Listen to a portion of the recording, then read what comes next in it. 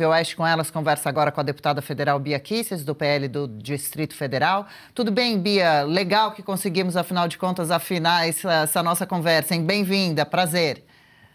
Verdade, obrigada. Bom dia para vocês também e toda a audiência desse programa maravilhoso. Bom dia, Bia. São muitos os temas que a gente quer falar com você. A Julie puxa a primeira pergunta. Bom dia, Bia. Obrigada por ter aceito o nosso convite, estar aqui com a gente, né? Você representa as mulheres muito bem em Brasília, né? Seu trabalho é exemplar. Deputada, a senhora acha que o Brasil vive hoje um estado de exceção disfarçado com perseguição judicial a conservadores? Julie, eu acho que nem é mais disfarçado. Eu acho que ele é escancarado, mas ele é negado por muitas pessoas, negada por boa parte da mídia.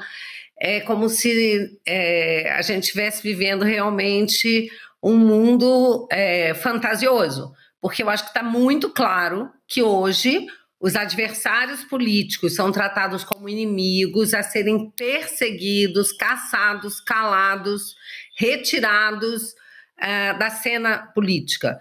Então, eu acho que diante disso, né, e toda a censura e ataque ao devido processo legal, como é que a gente vai falar em um sistema ditatorial disfarçado, né? Eu acho que está bem escancarado.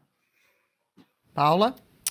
Bia, bom dia. Obrigada pela entrevista. É complicado porque nós estamos vendo essa perseguição implacável contra a direita e o que podemos fazer. E pensando nisso, eu queria perguntar para a senhora como é que está a anistia? Quais os próximos passos? Eu vi uma notícia que o presidente da Câmara, Hugo Mota, pretende colocar em votação em 2 semanas. Você acredita que isso realmente vai em frente, que a gente vai conseguir vitória dessa vez? Eu acredito que sim, porque nós temos maioria para aprovar a anistia e está sendo realmente travado ali é como se fosse um cabo de guerra, sabe? Toda semana a gente ouve falar, vai pautar, desde que a gente aprovou a urgência, e aí na última hora retira de pauta, não entra. Então é um processo bastante desgastante, inclusive eu ouço muitas pessoas falarem: o que vocês estão fazendo? Vocês esqueceram a anistia. Nós não esquecemos da anistia, em hipótese alguma. Isso é pauta prioritária para nós. Só que nós não somos donos da pauta, então a gente consegue o apoio dos líderes, quando a gente acha que vai, não vai, acontece alguma coisa, mas eu acredito que sim, que nas próximas semanas, inclusive eu ouvi falar que poderia ser nesta semana ainda, de forma virtual, porque por conta da COP, os presidentes da Câmara e do Senado estão na COP, não estão presentes aqui, mas ouvi falar que poderia até ser virtual. Eu gostaria de um debate com os deputados em plenário, mas o mais importante é que isso passe, porque cada dia de prisão, de tornozeleira para pessoas inocentes perseguidos, gente, é uma eternidade. E a gente aqui também insiste nessa tecla todos os dias, devido a essa importância e urgência, né, em que seja logo discutida e aplicada a anistia geral, ampla e restrita a todos os presos políticos injustamente, os manifestantes. Bia, você acompanha também bem de perto a CPMI do INSS, esse mega escândalo covarde, absurdo. Em que pé estão as investigações? Os possíveis principais envolvidos na fraude continuam sendo blindados, usando o direito de não falar? E o dinheiro, como será feita a devolução? O povo é que vai pagar a conta da roubalheira mesmo? Interessante, né? Porque a CPMI, ela tem poderes de investigação. Quando um acusado, um investigado, vai depor na Polícia Federal, ele não chega lá cheio de habeas corpus, direito ao silêncio, nada disso, não é? Claro que é da lei, ninguém é obrigada a falar alguma coisa que o incrimine, mas apenas isso. Agora, testemunhas chegam lá blindados, com habeas corpus. Então, infelizmente, a gente vê o Supremo Tribunal Federal diminuindo a força, o valor e a missão da CPMI. Nós estamos, inclusive, pensando em alterações legislativas para melhorar isso, conferir mais poder às CPMIs. Mas, independente disso, em que pese essa blindagem por parte da base do governo, nós estamos avançando e muito. Olha, tem gente presa, tem muita gente, o careca do INSS está preso, tem outras pessoas presas, tem muita gente já com sigilo bancário e fiscal quebrado, tá? Então, eu acredito que, à medida que a gente vai avançando, a verdade vem vindo à tona. E mais, a gente já viu também que não basta a gente investigar a questão dos descontos, mas também dos consignados, porque tem muito banco envolvido. E nós já estamos, por exemplo, na semana passada, aprovamos 2 requerimentos meus, um deles para convocar bancos, que tem muito o que explicar, tá? Então, a gente vai avançando com toda a dificuldade que é colocada pela base do governo, mas nós estamos avançando. Com relação ao ressarcimento, o governo mandou projetos para que a própria União ressarça. Mas a gente tem a previsão de buscar esse ressarcimento daqueles que roubaram. Não deixar, mais uma vez, só o povo pagar, tá? Né? Por isso que é muito importante, Bia, que o público saiba votar direito, né? Porque a oposição, você, o Marcelo, tem uma turma aí trabalhando sem parar e fazendo um trabalho maravilhoso enquanto o governo tenta dificultar as investigações, né? Mas, Bia, a gente sabe que esse golpe, né, eles inventaram essa trama golpista para tirar o Bolsonaro de jogo, né? Eles foram capazes de prender milhares de inocentes só para configurar um golpe para ter o que falar do Bolsonaro. Por quê? Não existe nenhuma maracutaia que o ex-presidente fez, não teve desvio de dinheiro, não tinha nada. Então, eles tiveram que ser criativos, né? O problema é que agora Bolsonaro está sem comunicação, tudo indica até agora que não vão deixar ele concorrer à reeleição, né? E a direita está meio à deriva, né? Aí eu fico perguntando, você acredita que a direita precisa de novos líderes ou o Bolsonaro ainda é o nome capaz de unir o campo conservador? Eu digo aqui outra coisa, eu quero que a senhora responda, mas até o presidente Bolsonaro não existia uma direita no Brasil. A gente tinha os partidos que diziam que era de direita, mas, na verdade, centro-esquerda, que a gente viu. O grande líder da direita, da história do Brasil, foi o ex-presidente Bolsonaro. Mas como que a gente fica agora? Julie, você tem toda a razão. Inclusive, o professor Olavo de Carvalho sempre dizia o seguinte: não tem que ter militância conservadora, liberal, tem que ter militância bolsonarista, porque observem com a esquerda, gente. A esquerda, ela se junta em torno de um nome, é o Lula. E mesmo quando ele estava preso, condenado em 3 instâncias, a esquerda estava lá, Lula, Lula, Lula. O que é isso, gente? É porque você precisa ter liderança. E o nosso líder é Jair Bolsonaro. E eu vejo com muita tristeza as pessoas tentando realmente apagar o nome dele, né? Esse regime, tudo que está sendo feito é para tentar enfraquecer o Bolsonaro. Mas nós que estamos com ele, ao lado dele, nós temos que reforçar essa liderança dele. Eu sempre digo e repito, sempre, em toda entrevista, eleição sem Bolsonaro é golpe. Gente, se eu já começo a cogitar de outros nomes, eu estou aderindo a essa maracutaia que fizeram com ele, a esse golpe de tirar um grande líder da direita, igualzinho fizeram na Venezuela. Agora na Bolívia, a ex-presidente acabou de ser solta, né? Anularam lá a prisão dela. É isso que eles fazem, quando eles têm um líder, alguém que é capaz de vencer o sistema e a esquerda, eles trancafiam, eles colocam na prisão. Então, assim, a gente não pode compactuar com isso. E eu acho que se todos os nomes que tem aí, as lideranças que estão surgindo, se unissem e falassem: o nosso líder é o Bolsonaro, é ele que tem que estar na urna, o nome dele que tem que estar na urna, talvez essa pressão resultasse em algo mais útil do que sair cada um para um lado. E digo mais, isso tudo seria possível porque nós temos hoje o Eduardo Bolsonaro fazendo um trabalho nos Estados Unidos, nós temos o Donald Trump olhando para o Brasil, o Marco Rubio,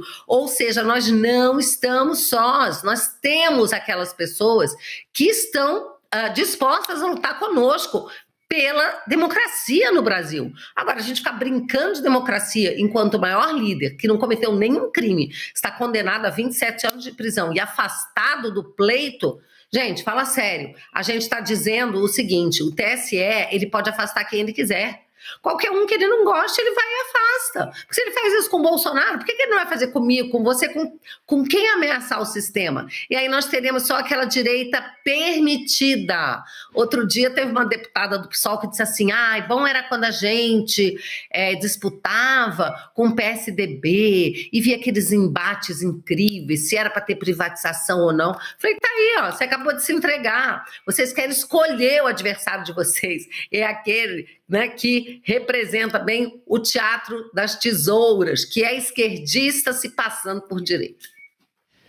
Pois é, um passado não muito distante, até mesmo o presidente Lula falou como era bom no passado, que só tinha concorrentes de esquerda, lembra, lembra, Bia?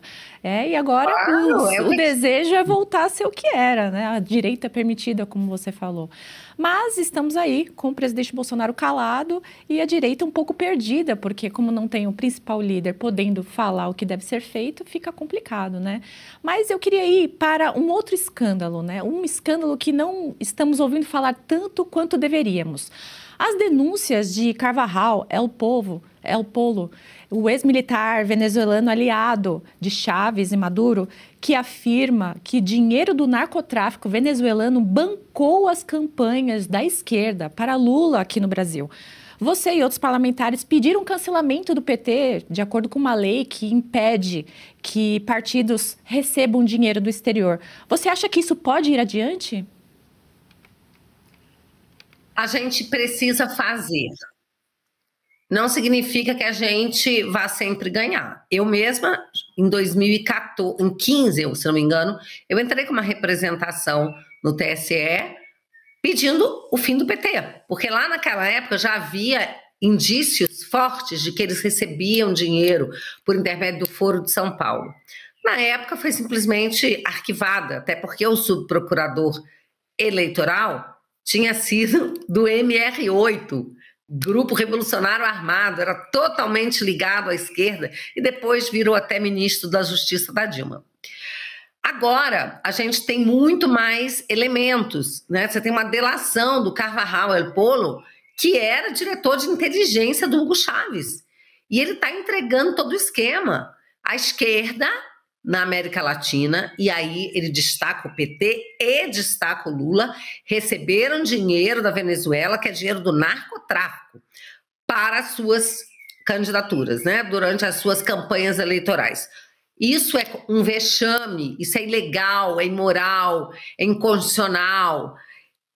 Vamos ver o que vai acontecer. Eu denunciei isso, não só representando a Procuradoria da República, como tenho falado isso. Falei na quinta-feira, na CPMI, quando um deputado do PT questionou o Onyx Lorenzoni por ter recebido 60 mil de uma pessoa que é ligada ao esquema, e ele falou que ele nunca viu essa pessoa, não conhece, e como candidato ao governo recebia muito dinheiro de quem ele não conhecia, prestou esclarecimentos, veio sem habeas corpus, falou tudo que foi perguntado. Eu falei, mas tem muito mais gente precisando explicar, fazer isso que o Onyx fez, explicou aqui. Tem muito mais gente precisando explicar. E falei da história do Carvajal, falei desses depósitos, desse patrocínio totalmente ilegal da campanha do Lula. Tema absurdo, a Revista Oeste cobrindo, tem uma matéria bastante especial no nosso site, quem puder dá uma entrada lá, lê o conteúdo completo, porque é impressionante essa denúncia, e estamos aguardando realmente, já conversamos algumas vezes com a Elisa Robson, jornalista que entrevistou o Carvajal, ele deve prestar um novo julgamento agora em novembro nos Estados Unidos, onde está preso, né? E prometeu provas, inclusive, sobre esse absurdo, essa denúncia criminosa. Bia, aproveitando você, por favor, e obrigada aqui pela participação. A crise tarifária entre Brasil e Estados Unidos segue indefinida. Lula fala em química com Trump, vai abraçar Petro na Colômbia, apoiar Maduro. Diz que traficantes são vítimas de usuários e chama de genocídio a operação da polícia no Rio. Onde vamos parar, nos afastando de uma potência importante como a norte-americana para negócios e alianças e nos unindo a ditadores, hein? Eu acho que a resposta para isso é uma resposta difícil, porém fácil de responder. Difícil da gente encarar, mas fácil de responder. Estamos caminhando para onde a gente sempre avisou que iríamos, rumo à Venezuela. O Brasil virando uma Venezuela, né? E ficando completamente isolado. Quem são os parceiros que o Lula busca? Irã, você viu, recebendo aí o presidente do Irã ligado a grupos terroristas, ao Hezbollah, recebendo, ele se unindo a Maduro, ele se unindo a Petros, a só o que há de pior, né, ligado à China, querendo entregar o Brasil para a China. Então, assim, nós estamos indo para um rumo que é muito ruim para todo brasileiro, não é só para aquele que se engaja e se envolve. Todos sofrerão o controle absoluto do Estado sobre o indivíduo, a miséria se estendendo e mais. Outro dia, um ministro do Lula falou, sabe o quê? Vai chegar o tempo que nós vamos substituir a carteira de trabalho, gente, pelo cartãozinho da Bolsa Família. É isso que eles querem um povo dependente. Acaba, dizima a classe média, ficam só os oligarcas amigos do rei, ganhando dinheiro, rachando de ganhar dinheiro, e fica o povo na miséria, dependente do Estado, sem poder dizer um ai. Porque se disser um ai, você não tem acesso a comidinha, a sua ração, você não tem direito a transporte, você não tem direito a nada. É isso.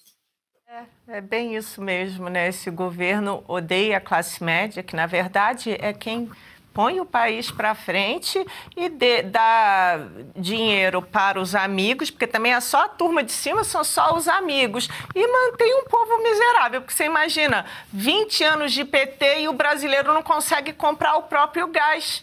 O brasileiro não consegue comprar a própria refeição. Isso lá é um bom governo? Não, né? Está cada vez pior. Mas mudando um pouco de assunto, Bia, Nova York, cidade que eu amo, inclusive eu fiz a minha high school lá, é a capital do mundo, né? No sentido do dinheiro, elegeu o pior de todos, tudo que a esquerda adora. Elegeu o radicalismo, o vitimismo e um cara que visivelmente tem desprezo por Israel, né? Você acha que esse é o retrato da esquerda que o Brasil quer importar? Gente, não tenho a menor dúvida. E ele é muito bem representado pelas pautas do PSOL. Essa pauta identitária, essa pauta do ódio, da divisão e da hipocrisia, porque eles nos acusam de tudo aquilo que eles fazem, né?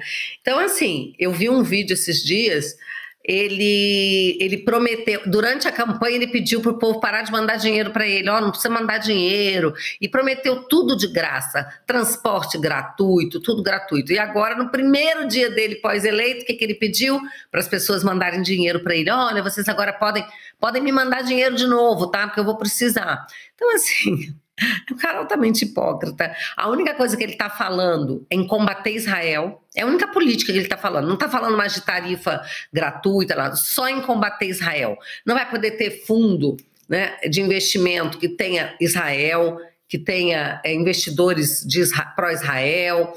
Ele quer simplesmente acabar com Israel e usar os Estados Unidos para isso. Agora, que triste, né? Porque os judeus ajudaram a construir Nova York, ajudaram a construir os Estados Unidos como eles são.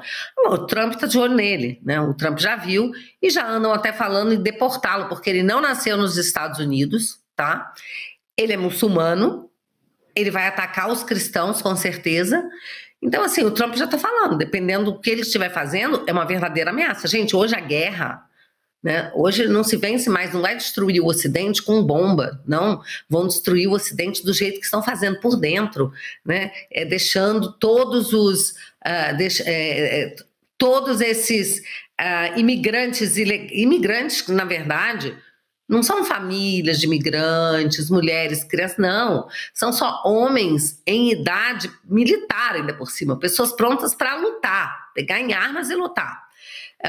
E eles vão destruindo o país por dentro, assim como já fizeram na Europa, onde meninas são estupradas. Hoje eu vi um vídeo de um cara que foi condenado a 20 meses de cadeia, porque ele no Facebook se manifestou que ele é contra pagar imposto para pagar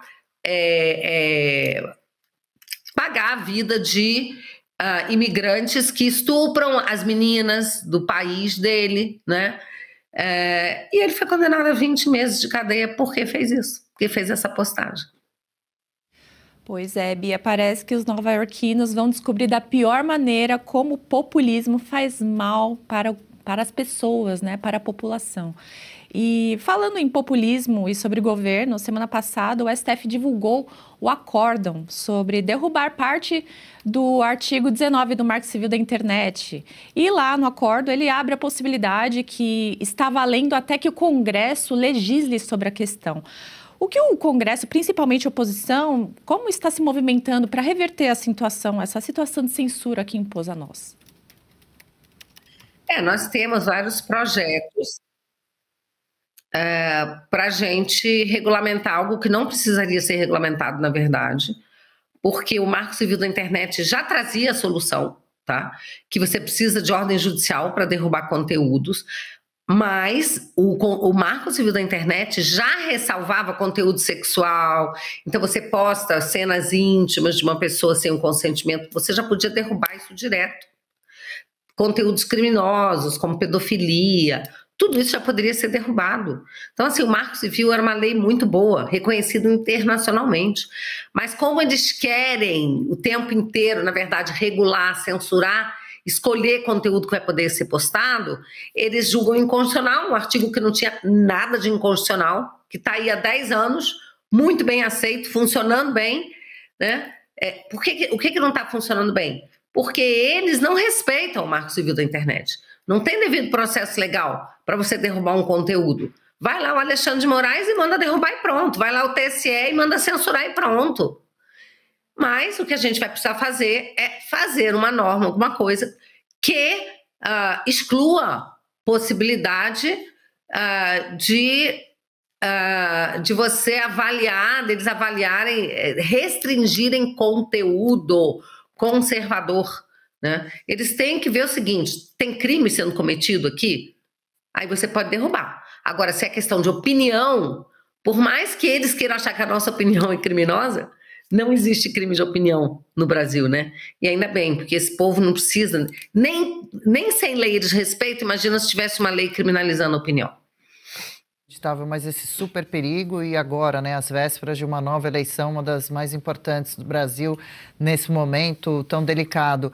Bia, o Talhaferro, hein, agora é réu no STF pelas denúncias que fez contra Moraes e o modus operandi do gabinete do ministro no TSE à época das eleições de 22. A defesa do ex-assessor diz que Moraes é suspeito, claro, para ser o juiz nesse caso, mas é uma história que se repete, bem nessa linha do que você estava comentando também. Como é possível, no lugar do denunciado ser o investigado, o denunciante pode agora ser gravemente punido, como já sabemos? O que precisa acontecer para esse ativismo judicial chegar ao fim no país?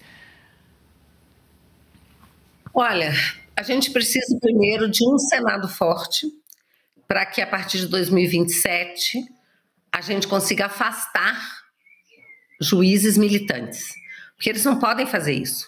O que eles estão fazendo é uma atividade política partidária, proibida pela lei da magistratura, pela Constituição. Eles não podem fazer isso, mas eles fazem. Então, enquanto a gente não tem um sistema de freios e contrapesos que funcione, a gente não consegue nada, não consegue avançar. Então, assim, a gente precisa de um Senado que seja forte, de pessoas corajosas para fazer o que tem que ser feito, para fazer impeachment de ministro supremo. Então, as pessoas têm que pensar, antes de votar no que vem, se essa pessoa em quem eu estou votando para o Senado é uma pessoa que vai enfrentar essa batalha, porque se não for, nem adianta colocar lá, tá? Outra coisa que é importante é a gente mexer nessa questão do foro. Não dá para a gente continuar tendo esse foro parlamentares sendo julgados por ministro Supremo. Por quê? O Senado, que teria que fazer essa fiscalização, não faz, porque eles fiscalizam o Supremo, ou seja, eles não fiscalizam o Supremo e o Supremo não fiscaliza esses senadores e deputados também, que cometem crimes, que são corruptos. Então precisa acabar com esse foro para que a gente seja julgado e tenha direito à primeira instância, segunda instância, e não haja conluio, como hoje existe, tá? Então são várias coisas que precisam acontecer, mas eu acho que uma outra coisa que já está acontecendo e precisa acontecer com mais força é a questão da Lei Magnitsky, né? A gente precisa que essa lei seja aplicada com todos os seus rigores, não é? O Alexandre de Moraes, primeiro foi ele, não adiantou muito porque ele ficou usando a conta da esposa, do escritório, das fundações que eles têm, aí ela foi sancionada também. A situação está ficando apertada para eles, tá? E eu acho bom que os outros ministros decidam se eles querem ou não passar por isso também, porque no momento que os próprios ministros fechem esse cerco e não continuem dando guarita ao que o Alexandre está fazendo, isso, ou seja, uma autocontenção, né, por parte do Supremo, isso já resolveria.